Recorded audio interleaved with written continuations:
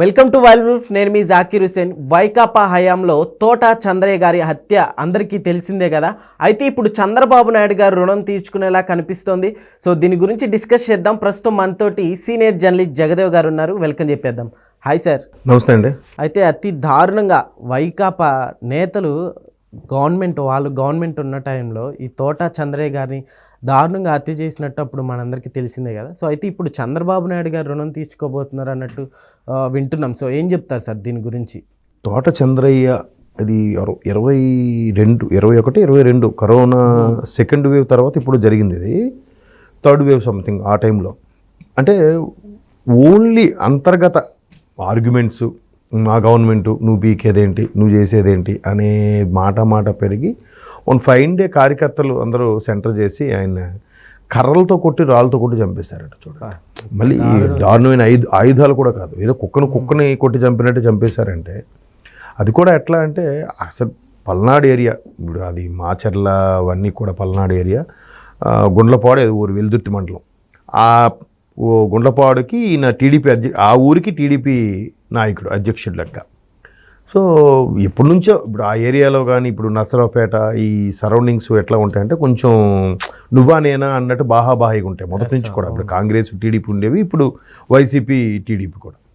So ఇది అలాగా ఎట్లా అయిపోయిందంటే మా గవర్నమెంట్ వచ్చింది, అది కూడా వైసీపీ వాళ్ళకి ఎట్లా ఆ టైంలో లేక వాళ్ళు వచ్చిన గవర్నమెంట్.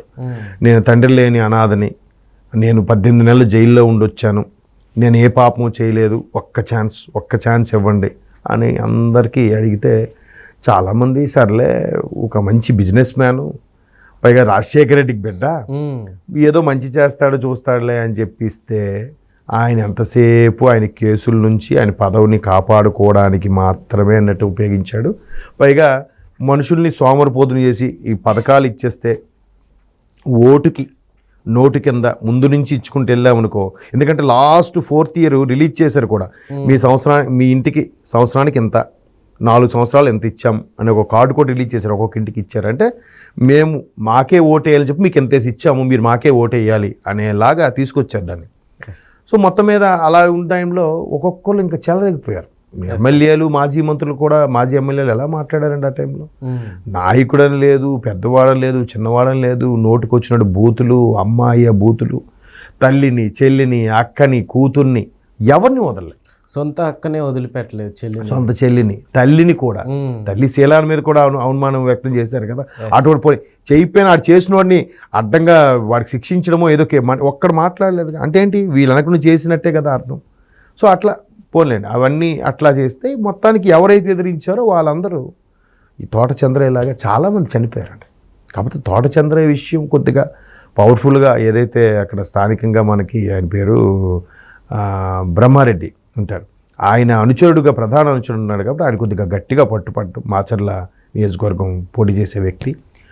ఆ గట్టిగా పట్టుపట్టడం వల్ల కొద్దిగా ఇష్యూ అయ్యి అప్పటి నుంచి నాంతూ వస్తుంది. పోలీసులు కూడా ఎంత జరిగి ఇష్యూ ఆ నోట ఈ నోట అయినా కూడా నెక్స్ట్ డేకి వచ్చారంట వాళ్ళు. చూడండి, గుండ్లపాడులోకి. సో కుటుంబ సభ్యులు వాళ్ళ మీద తిరిగి రాళ్లతో అటాక్ చేసే పరిస్థితి వరకు వచ్చింది. సో దానికి ఏం చేశారు, ఆ పర్టికులర్ ఛానల్లో పోలీసుల మీదకే రాళ్ళు దాడి చేశారు, కర్రలతో దాడి చేశారని చూపించారు తప్ప 1 డే ఆలస్యంగా పోలీసులు వస్తే వాళ్ళకి ఎలా ఉంటుంది. ఇప్పుడు వచ్చి ఏం చేస్తారా, మనిషి చచ్చిపోయాక ముందు కదా, అయ్యా మాకు ప్రాణానికి భద్రత లేదు, ఎప్పుడైనా అటాక్ చేయొచ్చు, ఇష్యూ అయింది. మొత్తం దాన్ని ఏమంటారు, పెట్రోల్ బాంబులతో ఇళ్ల మీదకి ఇసురుకున్నారు, కొట్టుకున్నారు, అన్నీ జరిగాయి కదా. ఆ టీడీపీ పార్టీ ఆఫీస్ లోపలికి ఎంటర్ అయ్యి లోపల కుర్చీలు లాక్కొచ్చి వాటికి మిడిపు పెట్టి చాలా జరిగాయి. ఇవన్నీ మనకు చాలా, మీరు యూట్యూబ్లో విజువల్స్ కొడితే చాలా వస్తాయి. మనిషిని పబ్లిక్లో ఒకరినైతే వాళ్ళ బండి ఆపేసి వాళ్ళకి పక్కకు తోసేసి బండిని పెట్టడం, సినిమాలో చూపించినట్టు బండి తగలబెట్టడం, ఇలా చాలా జరిగాయి. ఇంకో అయితే ఒకలేదండి, ఫేమస్ నాయకులకు కూడా వాళ్ళు స్కార్పియోలోనూ ఇన్నోవాలో ఇస్తే వాళ్ళకి సుత్తితో వాళ్ళ గ్లాసు పగలగొట్టి కూడా ఎంటబెట్టిన సందర్భాలు ఉన్నాయిగా. అవి ఇప్పుడు ఎదుర్కొంటున్నారుగా, 1 కాదు 2 కాదు. ఇవన్నీ కూడా ఎవరికి వాడు రెగ్యులర్గా వచ్చే సివిల్ కేసులన్నీ బయటికి తీస్తే ఒక్కొక్కడి మీద ఇన్ని కేసులు ఉన్నాయి, ఒక్కొక్కడు చేసిన అరాచకాలు ఇన్ని. వాళ్ళందరి మీద కూడా కూటమి ప్రభుత్వం నిజంగా చర్యలు తీసుకుంటే బయట ఒక్కడు కూడా ఉండడు, అందరూ లోపలికి వెళ్ళాల్సిన వాళ్ళు. జైలు ఖాళీలు ఉండవు, ఇంకా అదటి హౌస్ఫుల్ బోర్డు పెట్టాలేమో జైల్స్, అలాంటి పరిస్థితి ఉంది ఇప్పుడు. బట్ అదన్నీ కూడా ఇప్పుడు కూటమి కార్యకర్తలు ఏమంటున్నారు, ప్రభుత్వం సరైన చర్యలు తీసుకోవట్లేదు, వాళ్ళు అందుకే విచ్చలవిడిగా తయారవుతున్నారు, ఎప్పటికీ నోటికి వచ్చినట్టు మాట్లాడుతున్నారు. కొన్ని ప్రాంతాల్లో కొంతమంది, అందరూ కాదు, కొంతమంది సైలెంట్ అయిపోయారు, ఎస్ సార్. కొంతమంది మాత్రం ఇంకా ఏం చేయాలి, మాకు ఇప్పుడే ఉద్యోగం లేదు అందుకే ఇలా ఉన్నాం అన్నట్టు మాట్లాడుతున్నారు. ఆల్రెడీ పోసాని కృష్ణమూర్తి లాంటి వాళ్ళు ఎలా మాట్లాడారు, ఇప్పుడు ఎలా మాట్లాడుతున్నారు ఎస్. కదా, ఎవరంటే చూసుకొని మాట్లాడారు. ఇష్టం వచ్చినట్టు ఇప్పుడు పవన్ కళ్యాణ్ ఆయన ఎప్పుడేమన్నాడా, ఎస్. ఏమంటే నాకు షూటింగ్లో అన్నాడు, నాకు ఇంట్లో అన్నాడు, ఫోన్లో అన్నాడు అని ఏవో కథలు చెప్తున్నాడు ఆయన.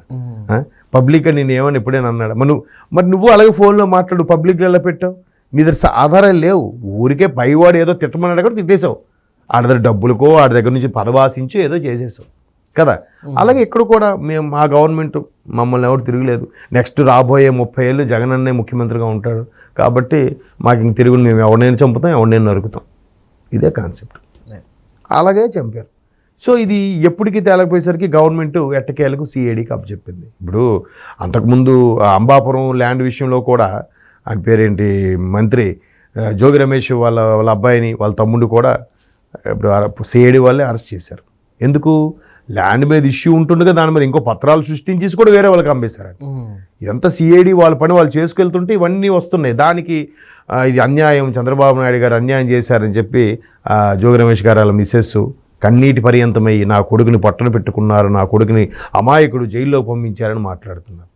చూడండి, అంటే ఎవడైనా మర్డర్ చేస్తే వాడిని అరెస్ట్ చేసినా లేదంటే తప్పు చేస్తే వాడిని అరెస్ట్ చేస్తే కక్ష సాధింపు, సొంత బాబాయినే చంపేశారు కదండి. ఇంతవరకు ఏమైనా తేలిందా? 2018లో జరిగిన ఆగస్టులో ఇప్పుడు జరిగింది ఈ మర్డరు. అప్పుడే జగన్మోహన్ రెడ్డి గారు పక్కన షర్మిల గారిని భారతి కాదు సునీత గారిని పక్కన పెట్టుకొని ఇది ఖచ్చితంగా మేము వదలం, దీన్ని అవసరమైతే సిబిఐకి ఏమని చెప్తాం, దీని మీద ఒకటి తీస్తాం అని చెప్పిన వ్యక్తి 5 ఏళ్ళు ఒక్కసారైనా సిబిఐ గురించి మాట్లాడారా? 5 ఏళ్ళు ఒక్కసారైనా వివేకానంద రెడ్డి గారి హత్య గురించి మాట్లాడారా? ఎవరు దీని వెనక ఉన్నారు, ఎవరు చేయిస్తున్నారు, ఇప్పటికీ మిస్టరీయే. మరోవైపు సిబిఐ ఛార్జ్షీట్ దాఖలు చేసిన ప్రకారం ఒక సినిమాయే వచ్చేసింది వివేకం అని. అది చూసి చాలామంది ఓహో ఇలా జరిగిందా, ఇలా జరుగుతుందా అనుకుంటున్నారు. సో అంత ఒక రాజశేఖర రెడ్డి గారి తమ్ముడు, మాజీ మంత్రి మాజీ మంత్రి వివేకానంద రెడ్డి గారి హత్యకే ఠికానా లేని రోజుల్లో ఇంకా సాధారణ తోట చంద్రయ్యలు ఏంటి, ఇంకో ఏంటి, సమ్ ఎక్స్ ఏంటి చెప్పండి. అది ఎంత అంటే ఇట్లాంటి చాలా జరిగాయి. బట్ సిఐడి వాళ్ళు ఒక్కొక్కటిగా పరీక్షించుకుంటూ ఒక్కొక్కటిగా ఎంక్వైరీ చేసుకుంటూ వాళ్ళు కేసు అప్పగించారు కాబట్టి ఒక్కొక్కటి సాల్వ్ చేస్తారు. దానికి ఇప్పుడు వీళ్ళు ఏమంటారు, కక్ష సాధింపు, మేము ఏ నేరము చేయలేదు, ఒకవేళ జైలుకి వెళ్ళి ఎలా మాట్లాడతారు సార్, పిడికిలు బిగించి కడిగిన ముత్యంలో తిరిగి వస్తాం, మేమేమి తప్పు చేయలేదు, అన్నిటికీ భగవంతుడు ఉన్నాడు. ఇదొక డైలాగ్ మళ్ళీ చేసిన ఏదో పనులను చేసేయడం, అన్నిటికీ భగవంతుడు ఉన్నాడంట. భగవంతుడు డైరెక్ట్గా వచ్చి చెప్పడు కాబట్టి మీరు ఎంత ధైర్యంగా చెలరైపోతున్నారు. లేకపోతే కర్రలతో కొట్టి రాళ్ళతో కొట్టి చంపేయడం ఏంటండి మనిషిని, చెప్పండి. ఎంత దారుణం. అదేంటంటే ఆ దొంబి కేసులో పోతుంది అనుకున్న ప్లాన్ వేశారు, ఏదో చేశారు మొత్తానికి. బట్ ఒక నిండి జీవితం పోయింది, ఆ కుటుంబం పెద్ద పోయాడు, ఆ కుటుంబ సభ్యుల పరిస్థితి ఏంటో ఆలోచించండి. అందులో రాజకీయ నేపథ్యం అంటే రకరకాలు ఉంటాయని ఎంత పోగొట్టుకున్నాడో ఈ రాజకీయాలకు దిగి. ఇవాళ రేపు రాజకీయాల్లో సంపాదించకుండా పోగొట్టుకునేది ఎక్కువ అవుతుంది. అంతా ఎక్కడికి వెళ్ళినా అమౌంటే కదా. ఒక సాధారణ ఎమ్మెల్యే పోటీ చేయాలంటే కనీసం 30 నుంచి 40 కోట్లు అవసరమవుతుంది కదా. కాబట్టి సిఐడికి అప్పగిచ్చారు. చూద్దాం మరి ఎంతమంది నిందితులు దొరుకుతారో, ఎంతమందికి శిక్ష పడుతుందో, wait and see. Okay sir, thank you.